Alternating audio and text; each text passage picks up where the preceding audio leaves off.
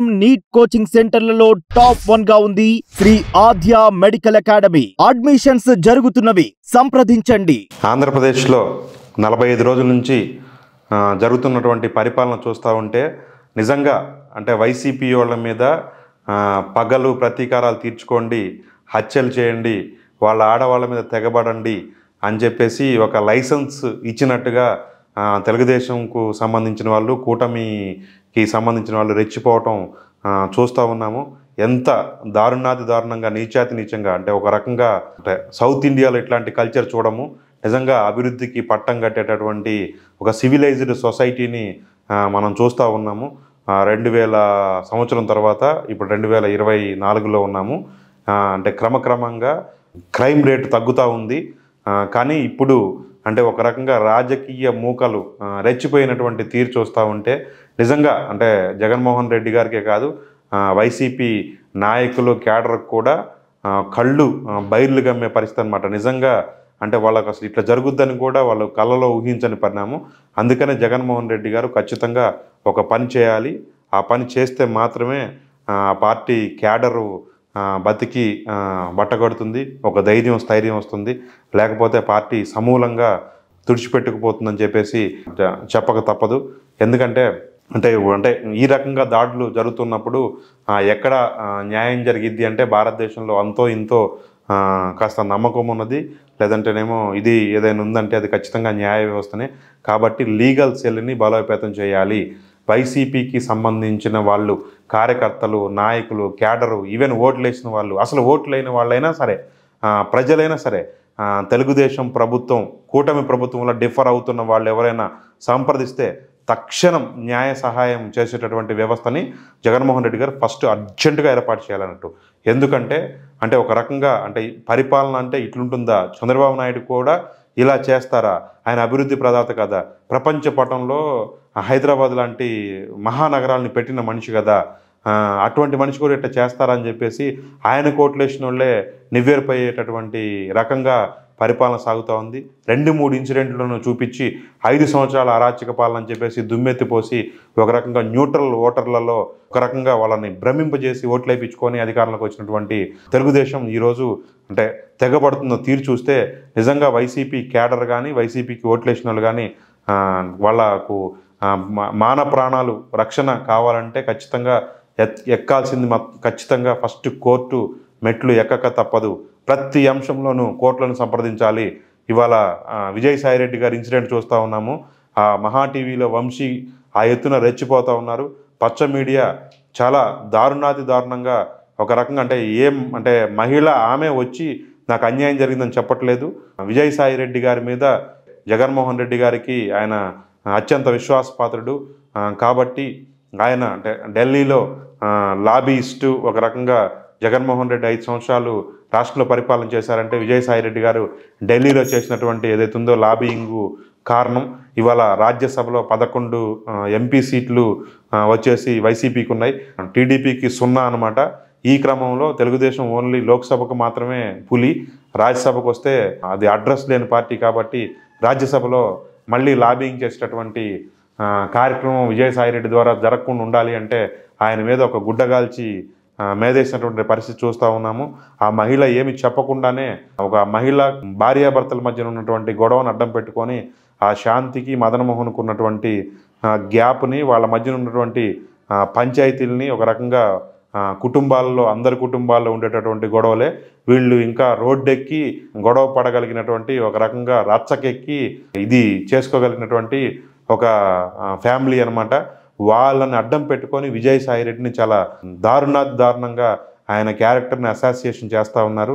ఆయన గారు లీగల్గా నోటీస్ ఇచ్చారనేది నేను నిన్న చదివాను మహా టీవీ వంశీకి. కానీ ఇప్పటికే చాలా లేట్ చేశారు. అలా జరగొద్దు.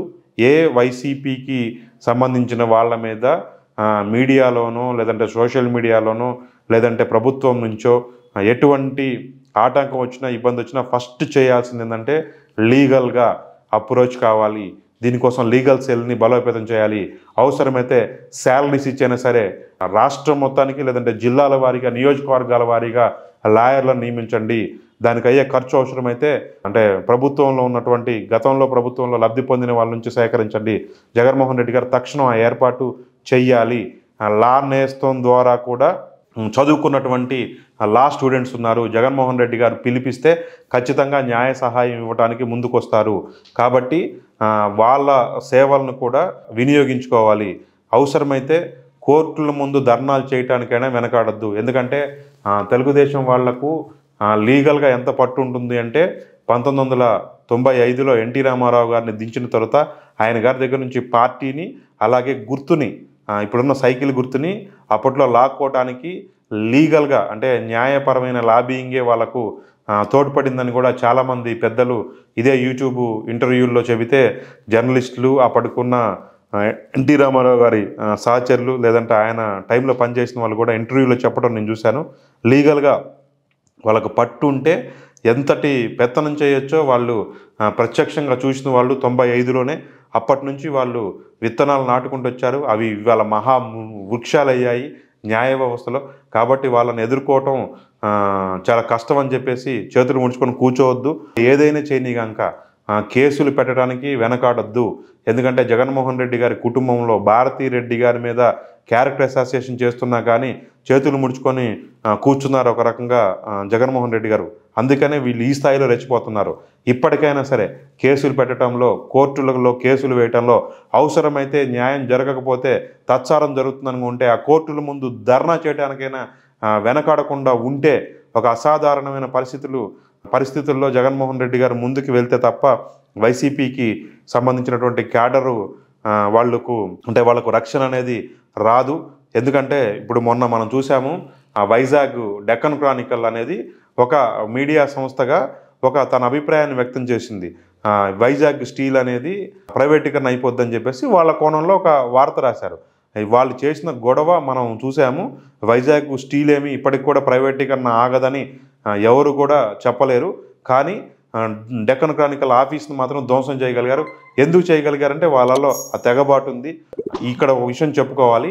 పవన్ కళ్యాణ్ అనేటటువంటి వ్యక్తి వాళ్ళ కుటుంబానికి డెక్కన్ క్రానికల్ రాసిన వార్త ఇబ్బంది కలిగిందని 20 సంవత్సరాల క్రితం, అది ఏంటో ఆ ఇన్సిడెంట్ అనేది నాకు స్పెసిఫిక్గా గుర్తులేదు. ఆ ఇన్సిడెంట్ గుర్తున్నోళ్ళు ఇక్కడ కామెంట్ చేయండి. పవన్ కళ్యాణ్ వెళ్ళి వైజాగ్లో డెక్కన్ క్రానికల్ ఆఫీస్ ముందు ధర్నా చేశారు, ఆందోళన చేశారు. ఆయన ఇప్పుడు ఓన్లీ వ్యక్తి మాత్రమే. మరి వైసీపీ అనేది ఒక శక్తి.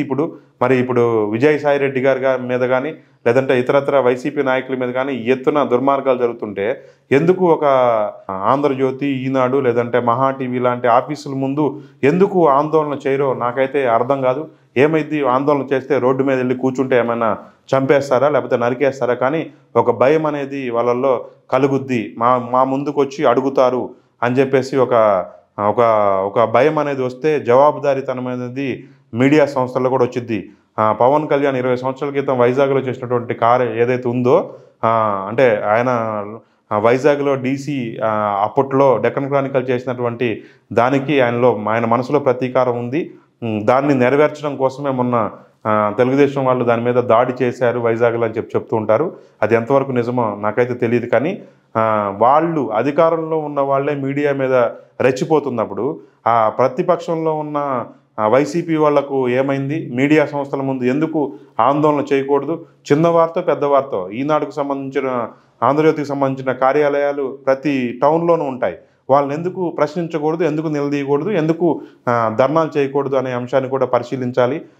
కేజ్రీవాల్ ఢిల్లీలో లెఫ్టినెంట్ గవర్నర్ తీసుకునేటటువంటి నిర్ణయాలకి ఆయన ప్రభుత్వానికి విఘాతం కలిగితే ఆయన లెఫ్టినెంట్ గవర్నర్ ఆఫీస్ దగ్గర నుంచి కేజ్రీవాల్ ధర్నా చేయని, ఆందోళన చేయని కార్యాలయాలు ఉండవని చెప్పుకోవాలన్నట్టు ఆ స్థాయిలో తెగో చూపిస్తారు. కాబట్టే ఢిల్లీ నడిబొడ్డున ప్రధానమంత్రి, అత్యంత బలమైన ప్రధానమంత్రి, అలాగే బీజేపీ ఉన్నటువంటి హెడ్ క్వార్టర్లో ఆయన ఇవాళ రాష్ట్రాన్ని పరిపాలిస్తూ ఉన్నారంటే, ఆయన తీసిపోయి జైల్లో పెట్టినా సరే ఆయన వెనకాడకుండా ఆయన గారు నిలదీస్తూ ఉన్నారంటే ఆ తెగో చూపించారు. అదే తెగో జగన్మోహన్ రెడ్డి గారు ఇక్కడ చూపించాలి. వైసీపీ శ్రేణుల్లో కూడా ఆ తెగువ రావటం కోసం కృషి చేయాలి. దానికోసం లీగల్ సెల్ని బలోపేతం చేయాలి. మీ అభిప్రాయం కూడా ఇదే అయితే ఖచ్చితంగా కామెంట్ చేయండి. అలాగే ఇటువంటి మంచి మంచి వీడియోలు చేయటం కోసం ప్రోత్సాహం ఇచ్చేలాగా లైక్ చేయండి, అలాగే షేర్ చేయండి. నా ఛానల్ని సబ్స్క్రైబ్ చేయండి. Thank you. మరొక వీడియోతో కలుద్దాం.